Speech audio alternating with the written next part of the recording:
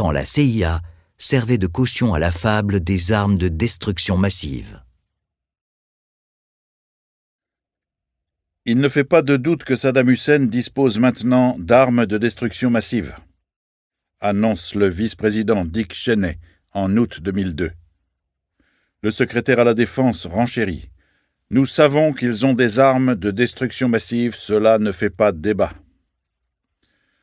Devant la commission sénatoriale du renseignement, le 17 septembre, George Tenet ajoute que l'Irak a fourni à Al-Qaïda la technologie des bombes nucléaires et chimiques.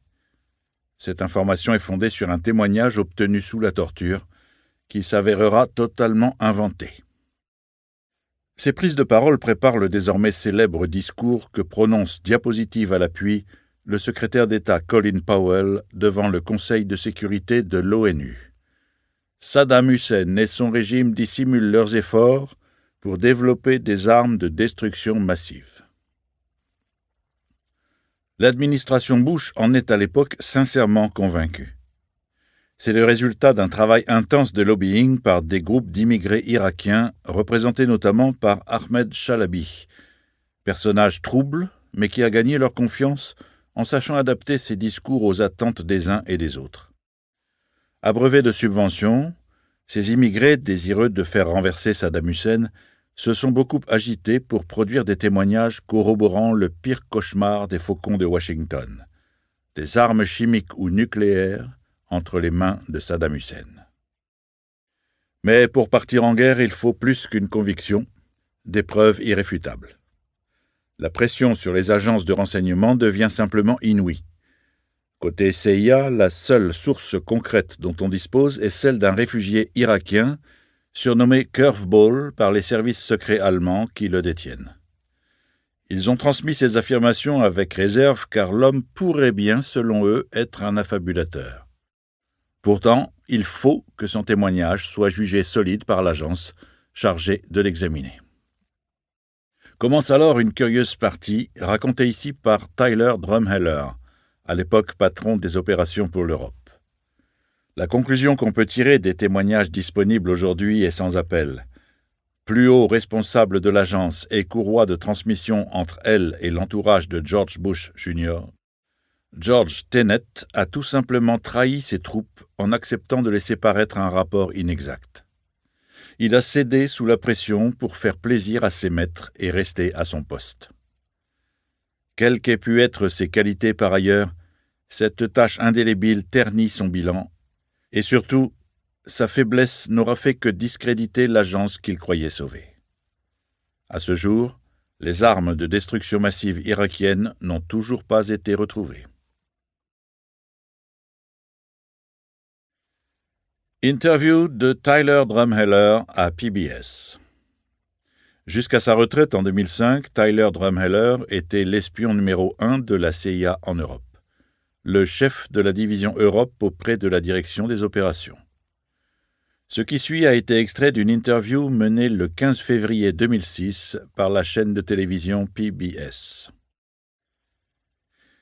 Il y avait beaucoup de préjugés. Un certain nombre de personnes dans l'administration sont en contact avec les communautés émigrées d'Irak et d'Iran. Ils en reçoivent des informations, et puis ils arrivent avec une idée toute faite de la situation. Et quand nos rapports vont à l'encontre de ça, au lieu de dire comme avant « comment ça se fait » ou bien « d'où vient le problème », maintenant on le voit comme ça. Vous faites preuve de déloyauté. Vous voulez parler par exemple de l'ancien sous-secrétaire à la Défense, Paul Wolfowitz, avec les Irakiens? Je ne connais pas Wolfowitz, mais ce groupe de gens, ces personnes du Pentagone, c'est bien connu qu'ils étaient en rapport avec la communauté des immigrés irakiens. Je pense qu'une grande part des idées préconçues à propos des armes de destruction massive et tout ça étaient alimentées par ces renseignements provenant des immigrés irakiens, que ce soit le Congrès national irakien, CNI ou d'autres. C'est notoire que les renseignements qu'on obtient des immigrés ne sont pas fiables, parce qu'ils ont toujours une arrière-pensée. Ils essayent d'en remontrer à leur pays. Parfois les infos sont fiables et il faut s'en servir, mais il faut vraiment vérifier sérieusement. Vous ne pouvez pas vous faire une image de ce qui se passe en vous basant sur les dires des immigrés. Je pense que ça a vraiment eu une grande influence. Dans le cas de Curveball, il y a quelques complications. C'est un bon exemple de la façon dont... Si ça avait été un dossier de l'agence, si nous nous en étions chargés, on aurait authentifié ces assertions bien plus tôt, bien avant de sortir les rapports, avant qu'on lui donne l'importance qu'on lui a donnée.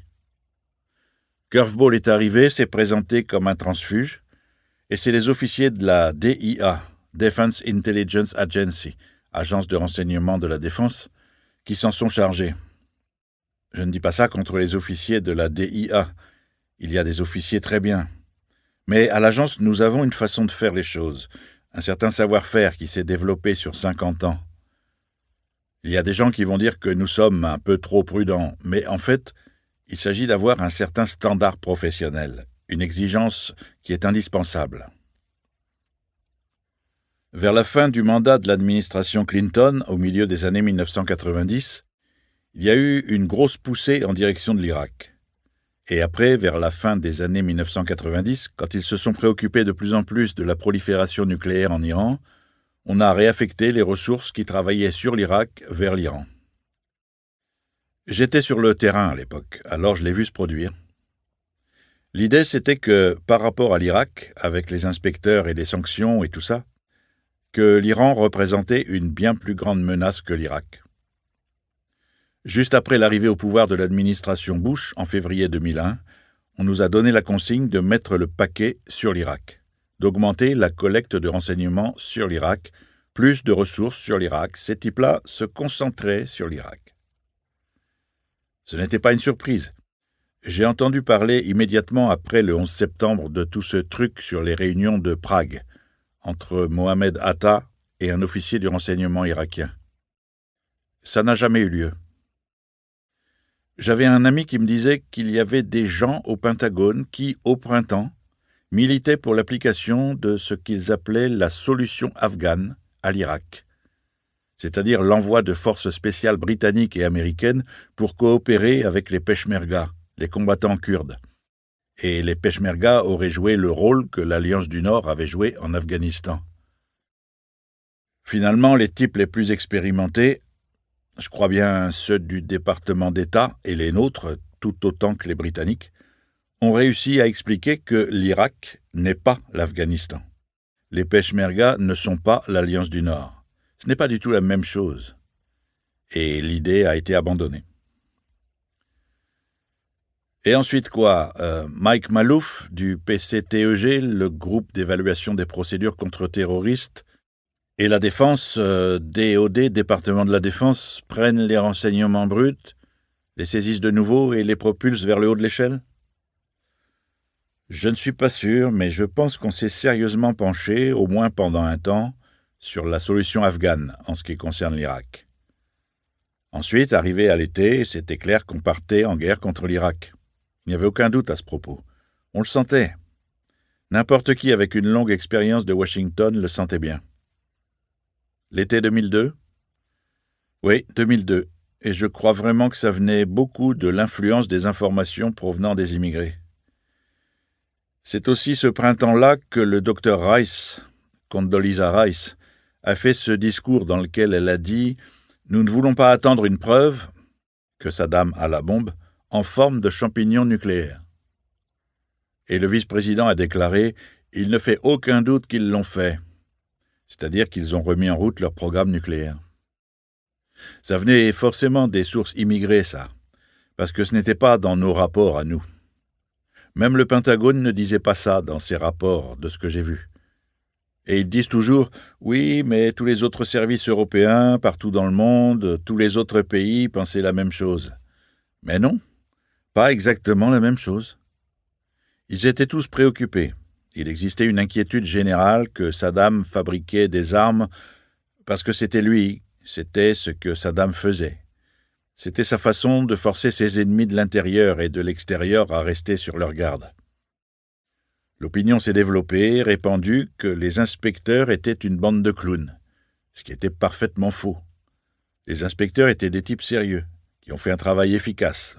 Pas parfait, mais efficace. Et les infos qui arrivaient disaient qu'il n'y avait pas d'armes. Le vrai renseignement, les informations factuelles. Et vous assistiez à cela? Vous l'auriez vu? Oui, et le plus gros provenait des inspecteurs. Je ne parle pas des renseignements venant des inspecteurs par le biais de l'AIEA, l'Agence internationale de l'énergie atomique, mais on recevait d'autres choses très sensibles. Cet été-là, le rapport de la commission Silverman-Robb et le rapport SSCI allaient déclarer qu'il n'existait pas de pression politique directe exercée sur la communauté américaine du renseignement. Et c'était vrai. Personne n'est jamais venu dire « Écrivez ce rapport NIE, National Intelligence Estimate, évaluation de l'état du renseignement, de cette façon-ci ». Mais quand vous avez passé assez de temps à Washington, vous pouvez sentir quand il y a de la pression. Ce sont des bureaucraties. La CIA est une bureaucratie, le Pentagone est une bureaucratie. Les gens veulent que les choses avancent. Et la seule façon d'avancer, c'était d'avancer sur l'Irak. Et puis, beaucoup de gens étaient inquiets. C'était aussi évident que 2 et 2 font 4, la question de savoir s'il fallait détruire Saddam Hussein.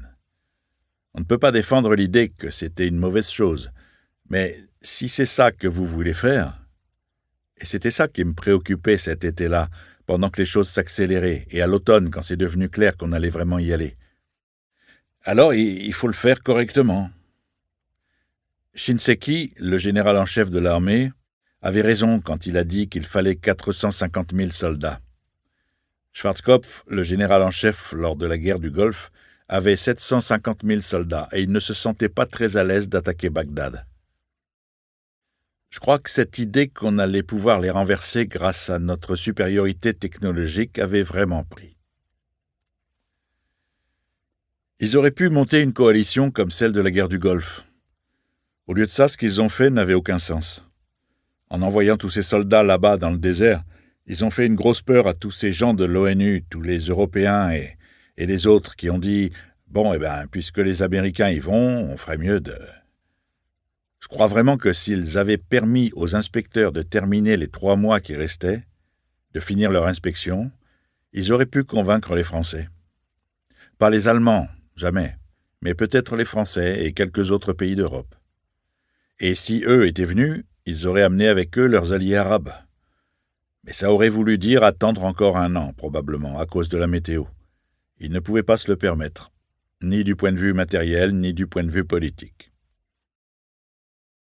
Alors, le fameux NIE, c'était quoi? Ça a servi de quoi? De brochure pour vendre l'idée? Un NIE, c'est censé être un résumé de toutes les informations rassemblées. Je n'étais même pas au courant qu'ils avaient déjà fait un brouillon de NIE. Curveball n'était pas une source à nous, vous voyez? C'était une source DHS, le service Human Intelligence, renseignement humain de la défense. Donc, jusqu'à ce que ces gens-là se pointent, nous n'étions pas du tout impliqués dans cette affaire. Ils ont voulu qu'on authentifie Curveball. Qui est-ce qui vous demande ça? Tenet me l'a demandé, lui le premier. Qu'est-ce qu'il dit? Tout est dans le rapport Silverman-Robb. Fin septembre, il me demande d'aller voir les types qui s'occupent de Curveball. En fait, il le dit à Jim Pavitt, Jim me l'a dit à moi.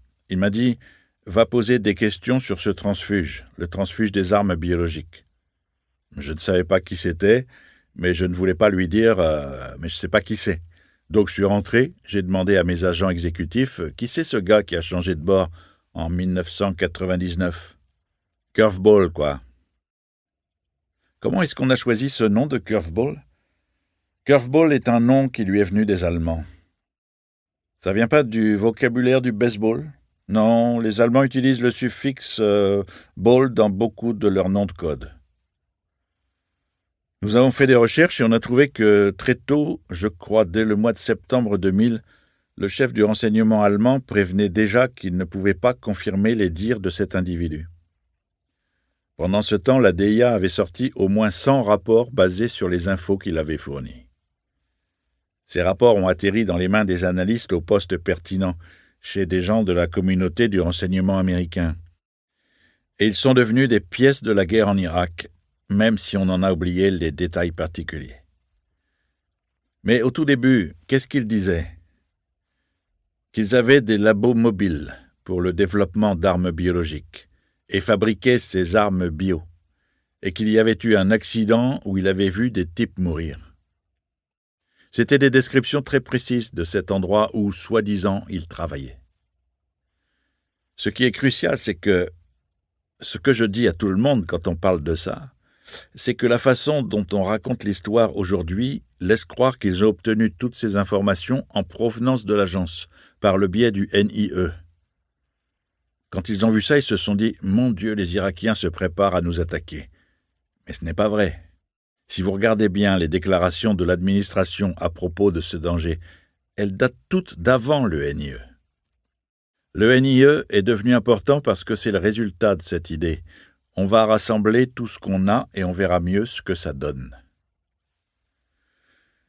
Et d'autre part, l'autre aspect important de tout ça, c'est que le NIE est bourré de doutes. L'INR, le Bureau du renseignement et de la recherche du département d'État, avait exprimé dans le NIE de très fortes réserves. Les gens disent peut-être, mais les dirigeants n'ont pas le temps, ils ne peuvent lire que les gros titres des documents comme ça. Possible.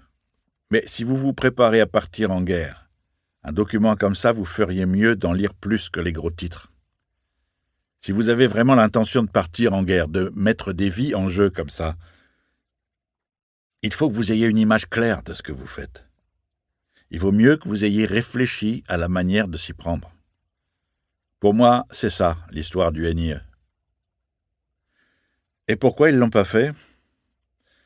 Quelle que soit leur raison, et je ne peux pas lire dans leurs pensées, je crois que beaucoup d'entre eux pensaient vraiment, honnêtement, qu'une défaite de l'Irak allait signifier la démocratie dans cette région et allait mettre fin au terrorisme. Je pense qu'ils le croyaient réellement. Quelle qu'en soit la raison, je crois qu'ils voulaient vraiment y aller.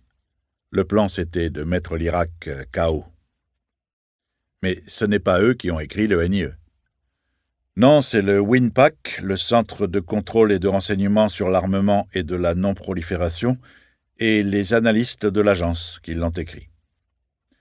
Mais ceci dit, mais pourquoi les analystes, pourquoi le WINPAC aurait-il... Parce que c'est une bureaucratie. On a eu le cas d'un officier qui travaillait sur les opérations irakiennes, disant à mes chefs de cellule, je vous parle de ça en octobre, « Écoutez, on a des informations qui contredisent tout ça. » C'est pas une histoire de renseignement, c'est pas une histoire d'armes de destruction massive à ce niveau-là. C'est une histoire de changement de régime. C'était un pari aussi que lorsqu'on arriverait sur place, on trouverait toutes ces choses. Et le plus étonnant, je vous dis ça, ça me donne l'air d'un imbécile, mais j'étais persuadé qu'ils avaient d'autres sources là-dessus. Il ne pouvait pas y avoir que Curveball. Mais si. Retournons en arrière. Vous entendez parler de ce type du nom de Curveball. On vous dit d'aller voir ça de plus près, ou bien vous vous dites qu'il faut vérifier et trouver qui il est exactement.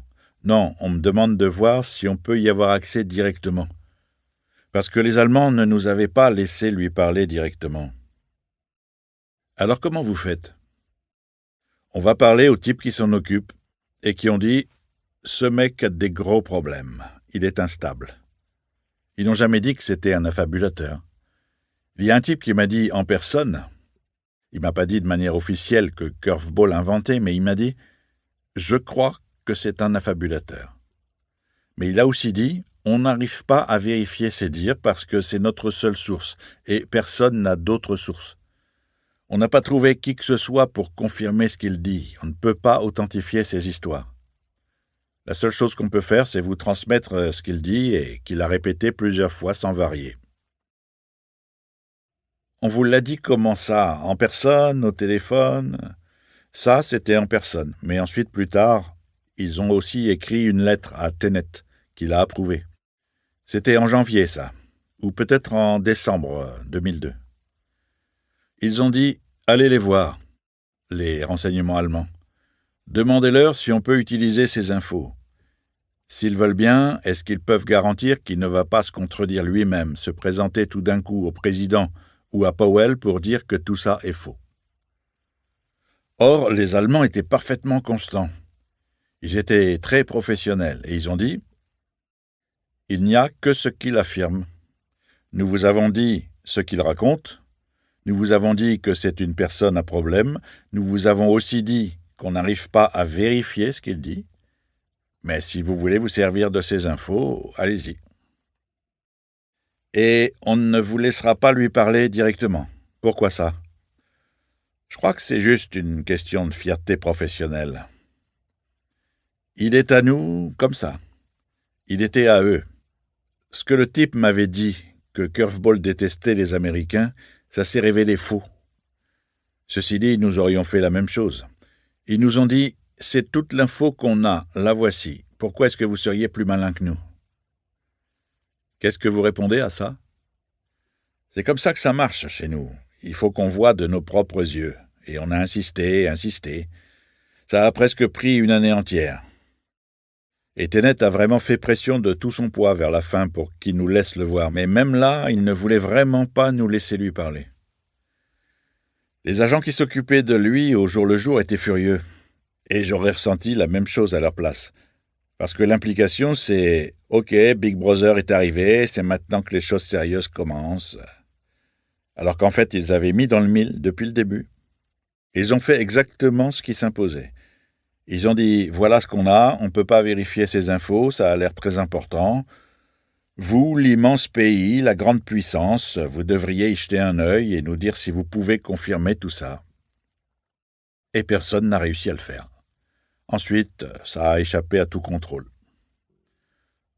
Bon, donc, il y a ce type qui raconte qu'il y a des armes chimiques, des armes biologiques, dans des labos mobiles, c'est bien ça ?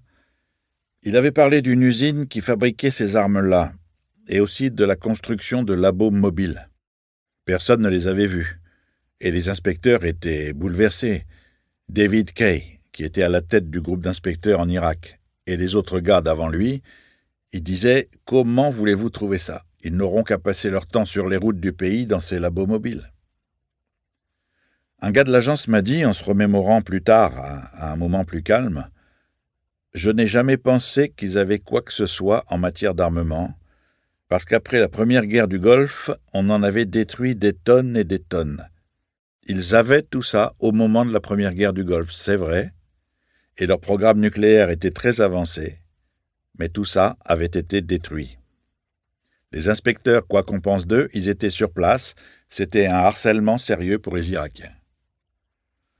Alors de là à penser que les Irakiens pouvaient monter des usines souterraines comme au temps de l'Allemagne nazie pour produire des armes biologiques et nucléaires, il m'a dit « Honnêtement, il y a un sacré pas à franchir. » Mais personne n'avait l'air de se rappeler de ça à l'époque. C'était un peu comme une folie.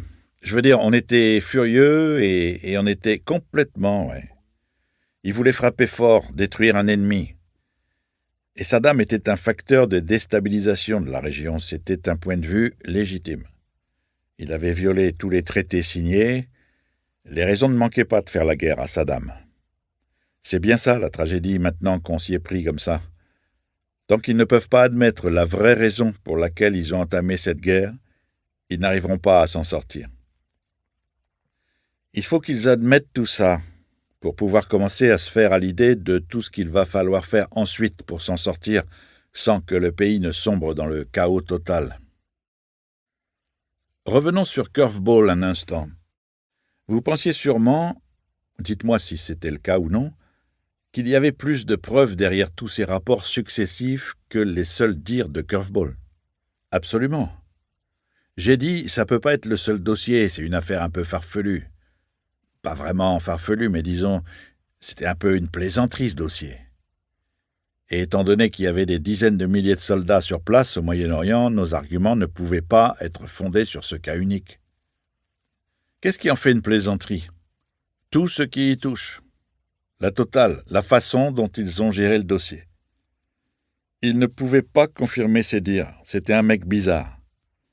Quand un service de renseignement étranger vous dit « Voilà, on a cette source, voilà ce qu'il dit, mais on ne peut pas confirmer ni infirmer ses dires », ça devrait suffire à vous faire réfléchir, c'est un signe. Il nous disait On n'est pas des irresponsables, on ne veut pas s'asseoir sur ces informations, mais voilà toute la vérité sur cette affaire. Quand je suis revenu de cette réunion, j'ai dit au chef du groupe qui travaillait en coopération avec les Allemands, « Tu ferais mieux de t'en occuper, va creuser cette histoire, il doit y avoir plus. » Ils ont creusé, ils ont déniché tous ces détails, et puis ensuite a commencé cette longue discussion à propos de Curveball qui a duré tout l'automne 2002. Nous, on disait, nous n'avons pas d'informations sur la science à l'œuvre derrière ces histoires de labo mobile. Je ne sais pas s'ils sont vraiment capables de faire tout ça, je ne sais pas si ça tient debout. Attendez un peu, vous dites qu'il y a eu une discussion à l'automne. Et pourtant, toutes les informations de Curveball apparaissent dans le rapport NIE, servent même de fondation au NIE. Oui. En fait, quand on m'a demandé d'aller vérifier tout ça, le brouillon du NIE avait déjà été écrit. Il était presque fini. On m'a demandé d'aller voir parce que certains disaient « on ferait mieux d'en savoir plus sur cette source ». Je ne savais pas tout ça à l'époque. Évidemment, ceux qui avaient écrit le NIE étaient impliqués émotionnellement. C'était un gros enjeu pour eux. Défendre leur point de vue et leur analyse de la situation. Je me suis plutôt tenu à l'écart.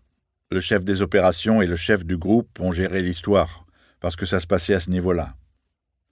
C'était les réunions les plus furieuses, belliqueuses que j'ai jamais vues.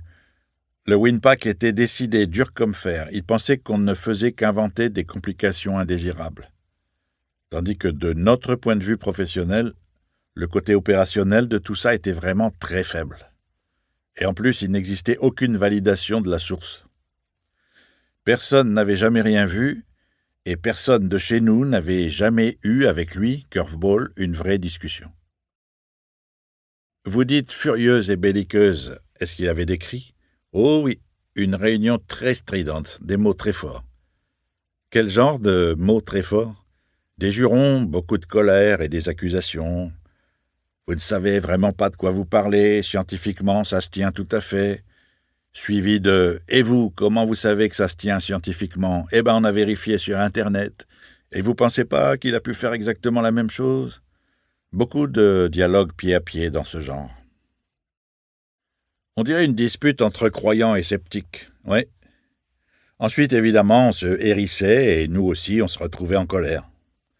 Et dans tout ça, je ne sais plus exactement dans quel ordre ça s'est passé exactement. Tous ces emails, ces résumés, tout le travail qu'on avait fait, s'est retrouvé envoyé à l'assistant spécial de McLaughlin pour qu'il ait tout. Je voulais vraiment être certain qu'il possédait toutes les infos à ce moment-là. J'ai commencé à me dire, même moi, qu'il se passait un truc, que c'était vraiment un élément crucial. À ce moment-là, vous aviez compris qu'il était la source principale, la seule source ? À ce moment-là, oui. Comment vous avez compris ? Vous avez appris quelque chose de nouveau ? Je l'ai su par le chef de cabinet de McLaughlin. On discutait et il me dit « J'espère que c'est vrai, parce que c'est le seul aspect solide du NIE. » Je lui ai dit « Dites-moi que c'est une plaisanterie. » Il m'a répondu « Non, c'est vrai, c'est la seule partie du NIE qui soit solide. » J'ai fait « Nom de Dieu !» Et ce nom de Dieu, c'était pourquoi ? Qu'est-ce que vous vouliez dire ? Ça voulait dire, si le NIE représente l'opinion à partir de laquelle ils vont se fonder pour partir en guerre, ce qui était le cas. Il y avait encore trop de questions qui se posaient sur la validité de cette source. Et partir en guerre sur un truc comme ça, j'ai dit, on va finir par être responsable d'avoir déclaré une guerre s'ils ne font pas quelque chose. Et donc vous raccrochez le téléphone après cette conversation avec ce type. Et vous vous dites quoi ? J'ai fait venir la chef de groupe qui travaillait là-dessus. Et elle m'a dit, c'est ce que j'essaye de vous dire depuis 2 mois. J'ai dit oui, mais je pensais qu'ils avaient d'autres sources. Non, c'est tout ce qu'ils ont. C'est bien pour ça qu'ils se battent tellement pour faire authentifier cette source-là. C'est un vrai haut-le-cœur à ce moment-là, non ? Ouais. Il y a eu une réunion le 19 ou le 20 décembre 2002 où ils ont vraiment débattu. Et puis ça s'est calmé. Début janvier, on n'en entendait plus parler. Vous pensiez que c'était réglé. On se concentrait sur d'autres choses. Il se passait beaucoup de choses en Europe au niveau terrorisme à ce moment-là. Je savais que c'était pas réglé. On n'avait rien résolu, ça restait là en suspens. Et puis, on a commencé à entendre ces petits bruits, que peut-être l'info allait être mentionnée dans le discours traditionnel annuel sur l'état de l'Union, peut-être dans un discours à l'ONU. C'est là qu'ils ont voulu envoyer ce Telex en Allemagne, demander aux Allemands s'ils peuvent authentifier ces histoires. Et en retour, on a eu « Vous êtes libre d'utiliser ces infos, mais on ne peut rien garantir ». Et puis, le président en a parlé dans son discours sur l'état de l'Union. Et là, les Allemands m'appellent et me demandent « Qu'est-ce qui se passe? Vous aviez promis de ne pas utiliser l'info sans nous prévenir. » J'ai dit « Il ne nous a pas prévenus non plus. » Vous ne saviez pas que ça allait figurer dans le discours sur l'état de l'Union? Non, pas dans ce discours-là. Ça a vraiment été une surprise. Vous voulez rire? Le directeur de la CIA surpris. C'est possible que lui ait su. Moi, je ne savais pas. C'est clair que des gens du Winpack étaient au courant puisque c'est sûrement eux qui ont écrit cette partie-là du discours. Mais la semaine d'après, pendant qu'ils préparaient le discours de Powell à l'ONU de février, le gars au centre du contre-renseignement qui s'occupait de vérifier les faits inclus dans le discours, lui, il a soulevé le problème. Il nous a dit « Cette partie-là, elle est pour vous ». On l'a prise et on l'a lue. Et j'ai dit « Bon, c'est toutes les infos curveball ». À ce moment-là, c'est une conversation avec qui? Le chef des opérations et mon directeur exécutif. J'ai appelé le gars qui était chef de cabinet auprès de McLaughlin et je lui ai dit « Je n'approuve pas tout à fait que vous utilisiez toutes ces informations. Si vous déclarez que vous passez outre mon opinion et que vous voulez vraiment vous en servir, d'accord. Mais moi, j'ai des sérieux doutes à propos de ces infos. » Ne bougez pas, il m'a dit, je vous rappelle tout de suite. Et il me rappelle et dit « Venez donc nous voir, John voudrait vous parler. » Donc j'y vais et on fait une réunion dans la petite salle de conférence chez McLaughlin. Et là, je dis « Je pense que ce type est peut-être un affabulateur. » On revoit tout, on reparle de tout. Ils savaient, puisqu'ils avaient vu tous les emails et tout ce qui avait déjà été discuté auparavant. Et John dit « Mon Dieu, j'espère que non. » Et je lui réponds « Moi, je crois bien. » Alors il se retourne vers son chef de cabinet et il dit « Creuse-moi ça, va voir si tu peux en avoir le cœur net. » Ce qui est un peu bizarre quand même, puisqu'on avait passé tout l'automne à en parler. Je me suis dit, quoi, c'est la première fois que vous entendez ça? C'est pas possible, vous en avez forcément déjà entendu parler. Ces types, on leur fait des topos tout le temps. Le chef de cabinet leur fait des topos. Et puis leurs assistants exécutifs sont des types malins. Pourquoi aurait-il fait semblant de ne jamais avoir entendu dire ça? C'est possible qu'il ne sache pas. Mais encore une fois, il était DDCI, Deputy Director of Central Intelligence, sous-directeur de la CIA. Il avait des milliers de choses à penser. Je crois qu'à ce moment-là, il s'était déjà auto-persuadé, qu'il s'était dit « Bon, la décision est prise, on va adopter la position du Winpack. » Et peut-être qu'ils étaient surpris qu'on n'ait pas encore laissé tomber. Ça l'a vraiment interpellé, ça. Parce qu'il me connaissait, ça faisait 20 ans qu'on se connaissait. Et donc il a dit « Creusez-moi ça. » Ensuite, je suis retourné à mon bureau et j'ai dit « Voilà ce qu'on va faire. Toute la section du discours dont on pense qu'il ne faut pas l'utiliser, on l'entoure bien et on lui renvoie le tout. » J'ai dit à l'officier exécutif « Maintenez le contact avec le personnel là-haut, vérifiez qu'ils reçoivent bien la bonne version. » Et lui, plus tard, m'a dit « C'est bon, ils vont l'enlever. » Et puis, la veille du discours, c'est le moment du fameux coup de fil avec Tenet. C'est assez drôle, en fait. Tenet et moi, on a été amis pendant des années, mais ça, à mon avis, ça a vraiment mis à mal notre amitié. Et pourtant, en réalité, ce coup de fil était complètement inutile, parce qu'à ce moment-là, le discours final était déjà écrit. Ils étaient déjà à New York. Le discours avait lieu le lendemain.